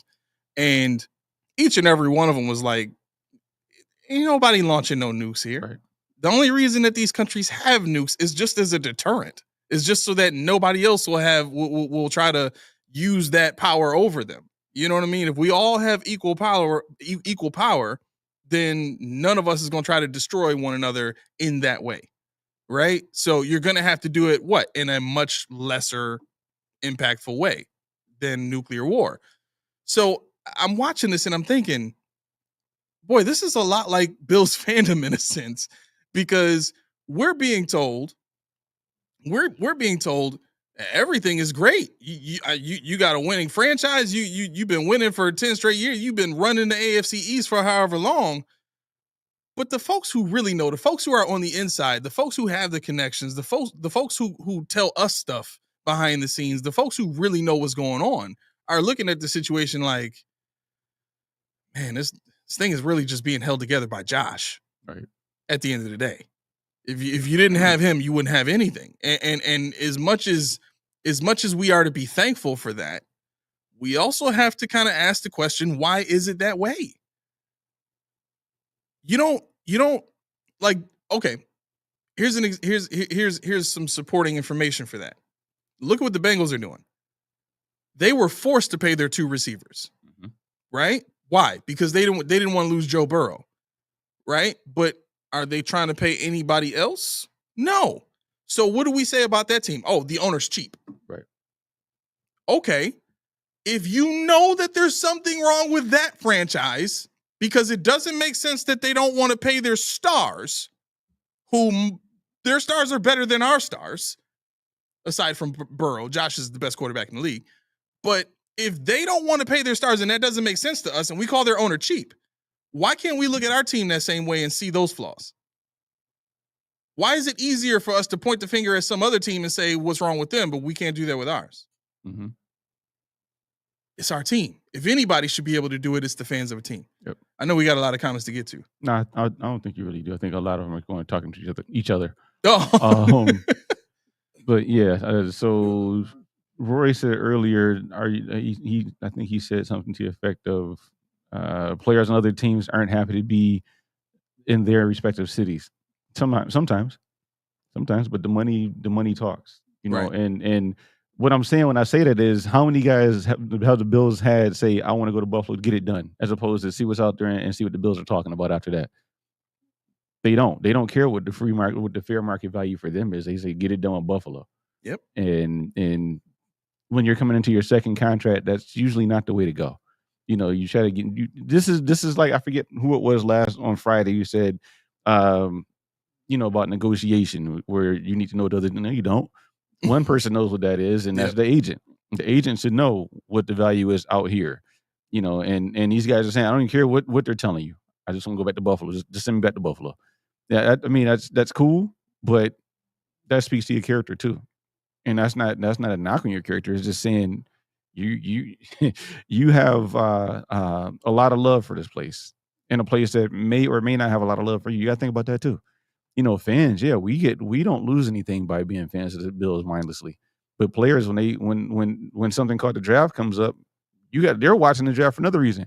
Is my job on the line? What do they really think about me? Why we take 2 tight ends? They just took me 2 years ago. Mm-hmm. Why did they take a guard? I just got taken. Why did they take a safety? I just signed a free agent. This is the stuff that they're watching. Yep. So this is why you don't say I'll lowball to go back there when I could possibly go somewhere else and make more money, because I'd rather get cut or you know, I don't want to say have a terrible career, but I'd rather get cut with money in my pocket as opposed to go somewhere where I show loyalty, they show no loyalty to me. They're going to tell me they're going to show loyalty all the time. We've seen that, LaShawn McCoy. We've seen that with other guys that, you know, they wanted us. They told me they wanted me in an organization and they cut me. They told you that. This happened before. They told me they saw me in their plans and I'm gone. I didn't see that coming at all. You know, I forget who it was that said, yeah, that rubbed me the wrong way. They're not a man of integrity. Somebody said it about this regime. I think it was about McDermott, maybe in the early years of him being here, but you know, it still remains when you're signing on to something, you're signing on for your best interest. If it happens to be the team you want to go to, you know, knock off 100,000, 200, $1 million, depending on how high we're talking about. But you know, don't sell yourself short because you're trying to go to a team that showed you faith, a team that shows you they believe in you. Because there's other teams in the league that now believe in you, and will pay for it too. Right. We got comments rolling in now. See. Albert says, what's going on? Albert says, because of how big a name the players we get, Von Miller and Joey are big names that give a false perception. Mm-hmm. Yeah, exactly. Steve Noble. What's going on, Steve? I was just talking about you the other day. Didn't we? We said something about grilling something. You was grilling something. I was like, yeah, no, I don't need him on the show because I don't need no critiques. Yeah. Steve says, how many stars do the Chiefs pay? They actually do pay. They just paid Trent McDuffie. They paid Chris Jones. We all saw Mahomes get the bag right in the heat of him of his ascent. So they pay their stars. It's just for them. And this is probably part of the reason why that came to your mind. A lot of people think that the Chiefs are one of these teams that they can just work with whoever because they let Tyreek Hill go and it was fine. Yeah. Right. But realistically, I mean, they've had Travis Kelce the whole time. Travis Kelce was really their number one receiver the entire time that Tyreek Hill was here. Mm-hmm. If you go back and watch their games, Tyreek Hill was more of a benefactor of Travis Kelce than anything else. Yeah, I think when people say what stars the Chiefs pay, it's not about paying stars. I don't think that's what we're really trying to get at. It's paying the pieces that make your machine go. Yeah. And that's the thing. You know, you're paying pieces that make your machine go. Our machine, you're paying Groot, you're paying Benford, you're paying Milano, you're paying Bernard, you're paying guys that on a system that isn't going. We're sitting here telling you the defense is bad. You guys are saying the defense is bad. So we're paying the guys that are contributing to this thing. Yeah. You know, and that's my grievance. On offense, Khalil Shakir, you know, if you pay James Cook, which I doubt, if they pay him, you got your line that you may pay your McGoverns and David Edwards. They made that piece go. Mm-hmm. You know, they're not names. Nobody's going to call McGovern or David Edwards a star. James Cook, they're going to call him a star because they're doing it now. But McGovern, Edwards, they're essential to what we have. And so you got to pay those kind of people. You know, on defense, you're still looking for an answer. And we were talking with Lynn and Kev, we were talking about what's the identity. And Steve, what is the defensive identity? What do they want? Why is it so light? Why are they paying all these guys that are so light? And they're falling apart in the statistical standings. Yeah. You know, when it comes to yards against third downs, it's going to be something else later. Yards against in the run game. But as Ben said, let's see what he's saying. Wait, real quick before you get to that. So to corroborate what you're saying too, the Bills are already putting out propaganda for Cook's replacement, right? I watched One Bills Live had this guy on that covers I think he covers the AFC East, or he covers the NFL, and he kind of did a rundown on the best divisions in football and all that. Mm-hmm. And this guy is already talking about how you know, Ray Davis showed how good of a running back he could be in the game that he played last year, where he carried the ball 20 times and he got like 150 yards, and they're already setting the table for James Cook to leave because, Ray Davis has proven that he can handle the load, and he's got great hands and this and that and the other thing. Handle the what? Huh? Handle the what? You said it. Handle what? Damn it. Be your own people. I know. It'd be your own people. I don't want to hear none of that. Continue. Can't live. Continue. Man. We were trying to continue, but you made us hit the button. So now. Right. So yeah, but yo, you know what? Yeah, Bully even said it. I ain't the only one. What about him? What about him? Say something about him. He said it in text form. He ain't stopped the whole show for it. Right. Yeah. Oh. He having a seizure in there. Yeah, I am. Me, but not him. Oh, I see. See, it be your own people. Oh, here we go. Stop giving them fuel. It be your own people. It be your own people. Okay. All right. But yeah, no, I think okay. So going back to Roy, no, the player. I'm not saying the players were bad. What I'm saying, the product was bad. The players are complementary pieces to something. But when you don't have the something, there's no point in having the players. Yeah. You know, because like we just said, what Steve said. Roy, tell me, who is your cornerstone player? Who is the player that this defense needs to be built around? You answer that question. Who is the player this defense needs to be built around? Identify him, and then we can work from there. And to kind of flesh that question now, not that I just want to make sure.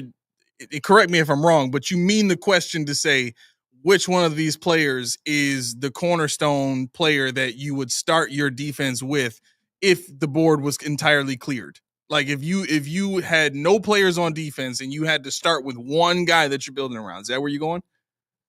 I could go there. I mean, I really was getting to the point where if you said Bernard, yeah, okay, so tell me how they built the front four to make him great. Oh, I like that point. That's my. So if you say Greg Rousseau, how did they build the other side of the line, the linebackers, the secondary to make him great? So if you have a cornerstone, you got to identify how do you make him great. Mm-hmm. You got to put a complementary piece out, which they haven't done. Yep. But they're paying these guys. They're not paying them top dollars. I like that point, and that's kind of what I'm getting at. Yeah. That I love the point because it flies in the face of what we said about this team having such a great business model. If you build a defense around one cornerstone player or two cornerstone players, what happens if those players age out or if they get injured and they can't play?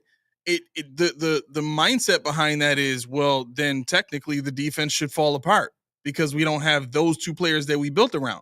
Mm-hmm. Well, every team deals with that. Yep. Every team. The Steelers are not the same without TJ Watt. Right. They're still about to pay him right. because with him, they are amazing. Right. You know what I'm saying? They're world class. But that's not a reason to not want to build a defense around those type of guys, unless your mindset is having a much better business model than scheme and players. Yep. And Roy just said I wouldn't build the defense around any of them. What? That's my phone. Oh, I'm yeah. like Judy playing something. No, that ain't That's me. my phone. No. So yeah, no, it won't turn off. I turned it off already, but it won't go off. Oh my God. Oh God. Lynn said, does this mean Davis has soft hands? I'm not answering that question. Well, Junie can answer that question. I'm not answering that question. I already even asked that question. Don't ever ask how a grown man's hands feel. Don't ever ask that question ever again. That's a rare thing to say. Oh man, I forgot to get the one before this OLI, but thank you for both, my man. Somebody else getting a membership right now. I really appreciate that, bro. Yeah, I think that's the thing though, because what you do if you say, okay, I want Greg Rousseau to be my cornerstone, and now I built my defense. Wait, by the way, Lynn, this is the point that I love. Go ahead. I'm sorry. Okay, I was like, if I say, and this makes what you said make even more sense. If I love Greg Rousseau, that's my cornerstone of his defense. I'm going to build my defense to encompass what he can do and make what he can't do better. So then you go ahead and draft Landon Jackson. For your point, if Rousseau gets hurt, guess what? You got Rousseau Jr., maybe even a better Rousseau. We don't even know yet. Yeah. But what we're doing now, we're talking about we're going to put Landon over here and put Rousseau here. We're going to do this, but we got this. We don't have a one tech, but we might put Dwayne Carter as a one tech because his hand was broke, but we don't know how he looks there. He's 295 pounds. That means you wasted a draft pick in the third round last year. Yep. Because he's not a one tech. There's in no way should he even be working to be a one tech. There's no planet where he should even be allowed to line up in between the center and just guard. Glue his behind to a seat behind Ed Oliver and let it That's be. it. Let it be. Rotate him in, whatever the case may be. Right. And I think, talked about TJ. There's nothing to talk about. Honestly, there's nothing to talk about. It's him and 30 other guys, or him and 29 other guys that aren't signing, and they're gonna be at a standstill until somebody breaks. There's really nothing. Yeah, it's there. tough because we don't even know why he's holding out at this point too. So it's kind of hard to. Everything would be speculation, and not that I don't like to speculate, but I don't have enough information to have anything like really interesting to say about it. Yeah, they want that. They want that fully guaranteed. Ostrowski and Jeremy White were talking about it today on their podcast, and okay, and they're blaming the CBA. They're blaming the Players Association. For not putting that language in the contract before they even got to this point. Ostrowski said they should have struck. But I'm like, okay, so then what happens next year when the third round draft picks are like, yo, okay, I got me one. It's got to stop at some point. That's why that's why we have collusion, because the quarterback contracts got out of hand. Yep. They got out of hand. Now they got to figure out how to get it back to a reasonable number. Do we make it guaranteed? Do we make it, do we put more years? Do we put some other kind of incentives in there? What do we do? Because you can't keep selling out $300 million in guarantees to somebody every year when you don't have it. When you're trying to make a whole team outside of that. Yeah, and it's funny how these guaranteed contracts keep trying to slip through the cracks here and there. Little by little, look. One of the things that I do want to start looking at is the benefits of guaranteed contracts for the team, right? Because I know that there's this overshadowing like fear of, well, what if the guy gets hurt and what if this with that? The same fear exists for basketball teams. What if this guy gets hurt? But they still give it out. It's still part of the collective bargaining agreement. Mm-hmm. Really quick, it's 7:13. You wanted to get to the we can do that. We can do it on Friday. Do it on Friday? Okay. We can do it on Friday. We rocking. So Spin says, man, you all should give OLI a raise. No, you should give us a raise. How about you get a membership, bro? How about that? I need you to grab the money. Raise them thumbs. Raise them thumbs. How many thumbs are somebody tell me how many thumbs have been illuminated? So we were talking a little bit about this before the show, and I think this is funny, and hopefully, people aren't rolling their eyes at it. But I was talking about how I have a bunch of subscriptions that I subscribe to people whose work I appreciate. Mhm. It doesn't necessarily mean I have to watch them all the time. Most of my subscriptions, I don't even hit the bell because I'll come back to you when I want to come back to you. But when I decide to come back to you, I want you to be readily accessible. So you're going to be in my subscription list. Mhm. That way I don't have to go search for you or anything like that. I don't have to go through any hardship to find you. You're right in my list of things that I like to consume. Yep. And what I think is kind of weird and funny at the same time is people seem to be very, very picky with hitting the subscribe button. It's as if the button itself is like an acknowledgement of I am literally following you with my life. Like, I'm not asking people to get behind me and start lighting some torches on Right, fire. I'm like the Buffalo Bills. You can like it just to come in and just say, you know what, those dudes, what are they talking about this time? Or maybe you don't want to see, every show. At least it's really like you said, readily accessible when you want to listen to that that kind of information. You know what we bring in? We bring the same thing every time we do the show. So why not just give it a like? Go onto the Post Podium Podcast channel on YouTube. Hit subscribe. Let us know that you actually appreciate us. And bigger than that, we want, when we're not on StreamYard on Twitter, we would love to see you guys when we're just doing it on our YouTube channel more than anything. Obviously it's not about a financial thing. It's not I got to run out of here and go handle finances, unfortunately, after this anyway. Right after right after it. So, like if you're okay with me not getting sleep, if you're okay with me doing 3, 4, 5 hours of research every day on my own time, just subscribe. If you're okay with Aramis yelling at you when you don't want Sean McDermott to get fired, subscribe. If you like Reed's Tea, subscribe. If you want to know the workings of Reed's Tea, subscribe. Anything else? Oh, I did get college football. Yes. Please tell us about this. Oh. Wait, did you see the video I sent you of the college football game? Oh my gosh, I've seen it. Yo, this are those glitches still in the game or no? You haven't seen it? No, I haven't. I almost never see the actual glitches that people say they see. Okay. So I'm lucky in that regard. Man, again, alive. Man, thank you, man. I gotta send you a shirt or something, man. This is great. Yeah, we gotta get you something, man. But I think I know I'm not getting Madden this year. And no, I'm not getting I'm not doing it. and I'm excited about the prospect. Although when they say when you're not playing at a major school, all your people want to transfer, they ain't lying. What? They not lying, dude. I saw my list. I said, "Yo, okay. I don't want to give away too much, but in our endeavor in the Madden franchise that we do for our membership program, we've talked about this now already like 2 or 3 times. A lot of the dudes that you would think wanted to be here don't want to be here. It's incredible the reasons that they have. Like, what? Yeah, they hate it here based on some of the desires that they have. Right. So for those of you that don't know, Madden does this thing now where, and they used to do this before, like back in the older games in the 2000s, in the early 2000s, where a player would have like 3 key things that were part of his criteria of how badly he wanted to stay with the team, or if he was just done with you. And these things could be, whether or not you have a franchise quarterback, whether or not it's a warm weather city, whether or not the tax rate is too high, or you know what I mean? Like it's a number of things. And I'll give you guys a prime example. Like Khalil Shakir does not want to be with the Bills next year. That's ironic. On Madden. That's ironic. It's very ironic. So his thing was he wanted to be in a warm weather city, and he didn't want to have to pay taxes. He was fine with the condition of the stadium and the fact that we had a franchise quarterback and all that, but those 2 things were like deal breakers for him. So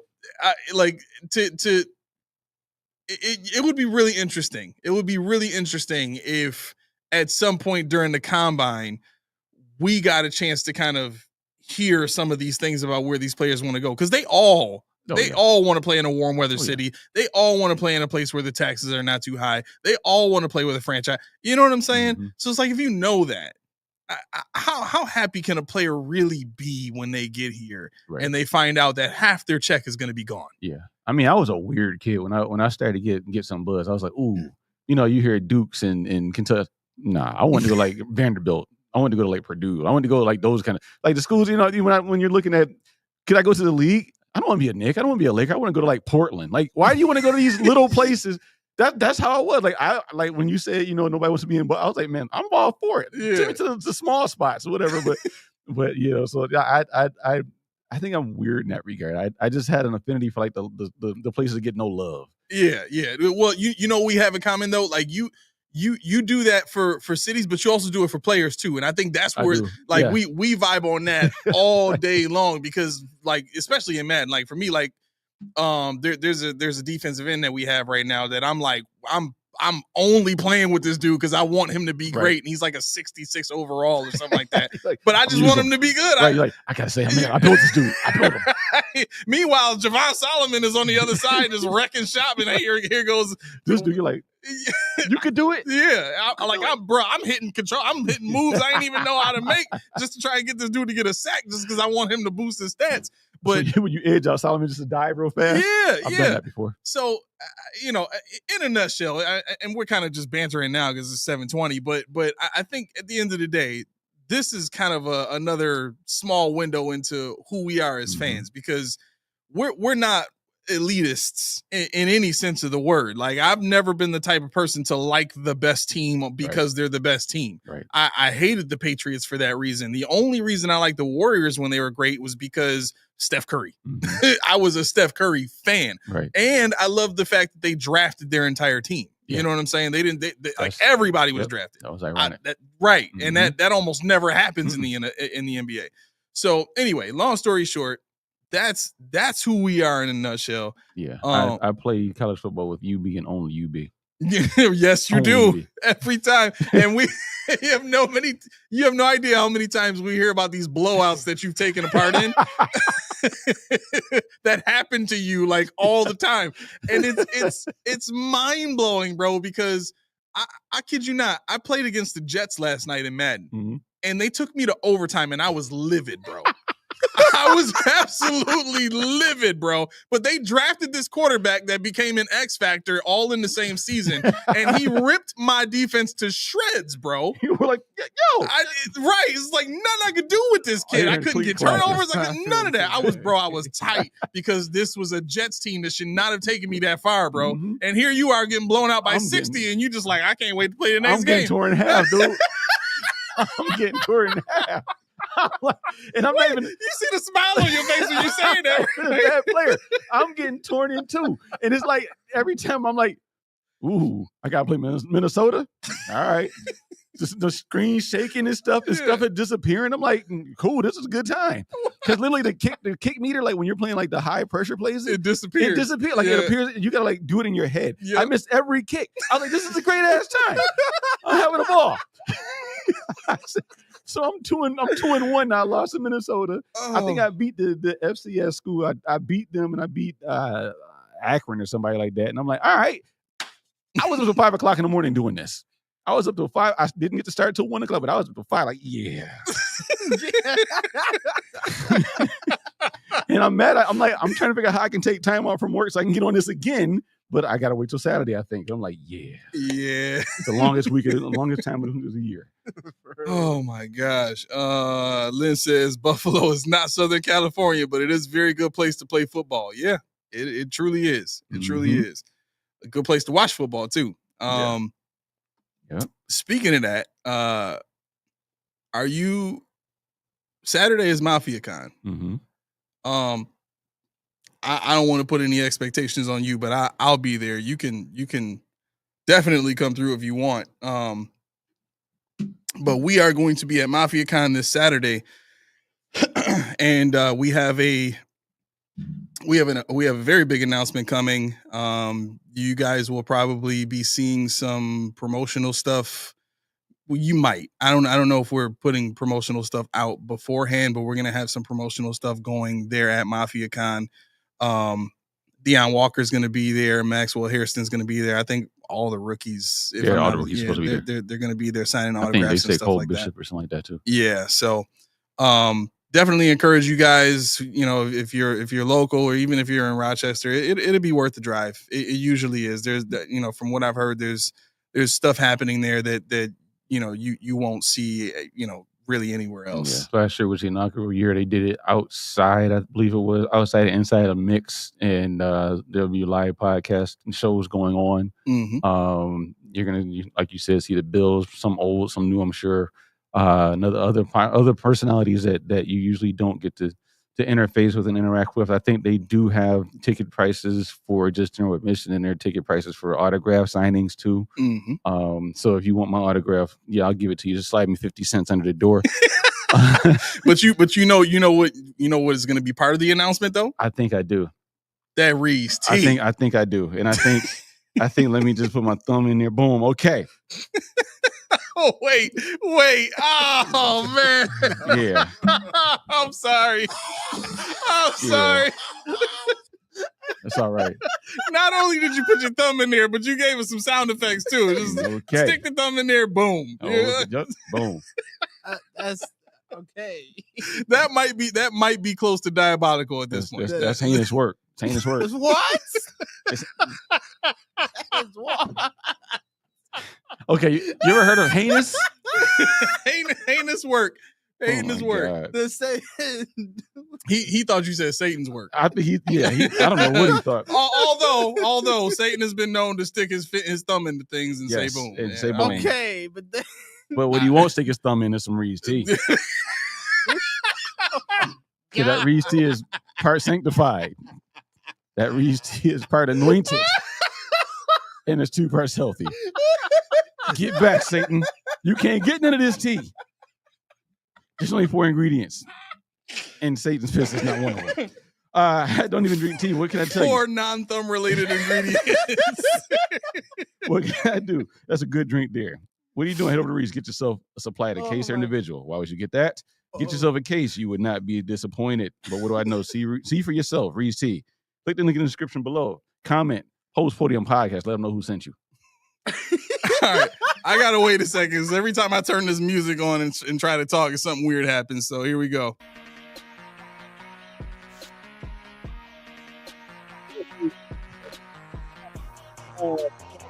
We got to jump out the window. We got to get out of here, and I got 4 minutes to do it. So I'm gonna shorten this time. We're probably gonna be done before 7:30. But here we go. Everything that you need to know to get in contact with us, to engage in anything that we have going on, all of the information that you need is in the description of our video on YouTube. Okay, you don't even have to subscribe to get it. You just have to actually just click the YouTube icon on your phone or on your desktop, and that'll take you to the site. You can search us up at the Postpodium Podcast on YouTube, or if you're already subscribed, you can go there and you can look in the description of this video. You'll see links to our merch page. You'll see links to our fantasy football league. You'll see links to our email. So for anybody who just became a member today, our email is in the description of this video on YouTube. So make sure that you go in the description of this video, click that link, send us a quick message. Hey, I just got my membership. Where do I go for the Discord chat? I will send you the link for the Discord chat right after that.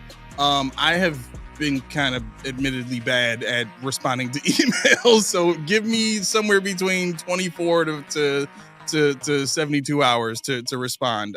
But it will be taken care of, hopefully faster than not. Anyway, with that being said, you gotta get into the movement, right? So we've got this podcast going. Our producer, or the AO producer, my oldest son Junie, he's got his own basketball podcast, Basketball Truth and Knowledge. Make sure you check him out on YouTube. He's starting to populate his gaming channel on YouTube. Make sure you check that out. It's Babyface Assassin. That's it. No number. I've been saying it wrong for a minute. And then my youngest son Ray's got his own gaming channel. We do a lot of family games and stuff on there. We play Party Panic, we play Crash Team Racing, we play Rocket League. There's a bunch of games that we play on there now. So if you want to see me and the family play some video games on his channel, you can go to Gaming with Raylan on YouTube and check that out. Other than that, bro, you got any last words? Hey man, it's been a pleasure. I had fun. I'll see y'all next time. All right, this has been the Postpodium Podcast, home of the all truth, no sodium takes. I have been your co-host Aramis. 40 keys. Hey, in the building. We out. We out, y'all. Don't, no. We out, y'all. Go ahead, bro. Go ahead. I got it. I'm putting it back. No. I got some controls up here too. All right, y'all have a great night. Peace. You want to fight me for the controls.